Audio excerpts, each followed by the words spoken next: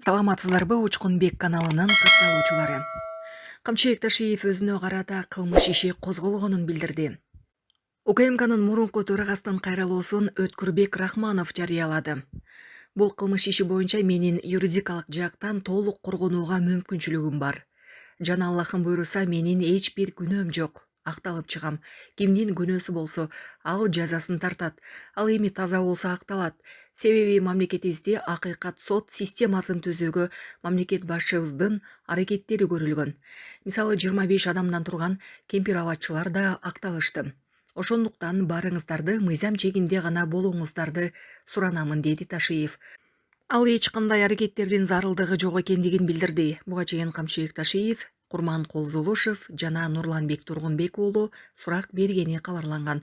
Ал тургай аларга 75-чилер каты деген иш боюнча айыптары угузулганы да айтылган, бирок расмий органдар маалыматты тастыкташкан эмес. Булак Спутник KG.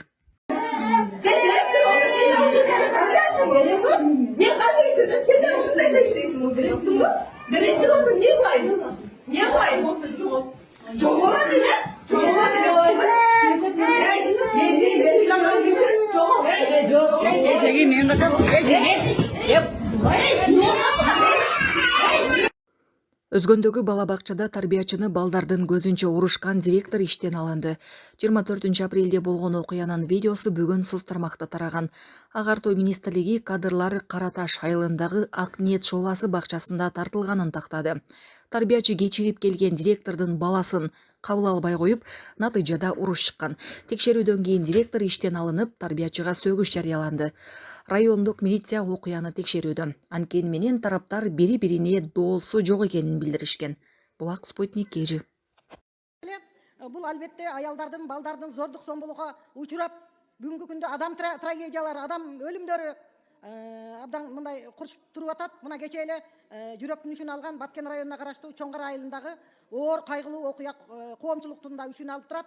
Мисалы, бул баягы жубайыны бычакталып, анан экинчиси күйөөсү асынып алып, ал фактыларды балдары көрүп, ушул артында калган 5 баласынын жетим калышы дагы бул мамлекетте бүгүн чоң трагедия. Ошон үчүн ушул маселеде мындай бир дыкат, укук коргоо органдары тиешелүү тергөө, экспертизаларды жүргүзүп, анан муногу балдарын 5 баласы мамлекеттин камкордугуна алыныш керек. Жакын туугандарынын камкордугуна алыныш керек. Бул социалдык жактан коргоо, алардын жашоо шарты, тамак ашы, кийим кечеси камсыздоо, жөлөк пул маселелери чыгылып мындай, анан ошол балдардын бир психологиялык реабилитациясын дагы караш керек. Себеби балдары күбө болуп калып атат. Окуусун үзгүлтүккө учуратпай, билим алуусуна шарт түзүү керек. Бул анан эми чынында мен ишенем, Ички иштер министрлиги муну дыкат көзөмөлдөп, ушундай трагедияны болтурбоонун үстүндө муногу биздин мамлекеттик катчы дагы бир чоң бир ишти жүргүзсө. Кыргызстандан үй алуу үчүн көпчүлүгү чоң суммадагы баштапкы төлөм топтошум керек деп ойлошот.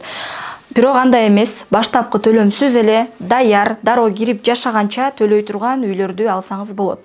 Биз Топ Кочевник кыймылсыз мүлк агенттиги сизге юридикалык жагынан таза, документтери так, дароо кирип жашай турган үйлөрдү алып берген жардам беребиз.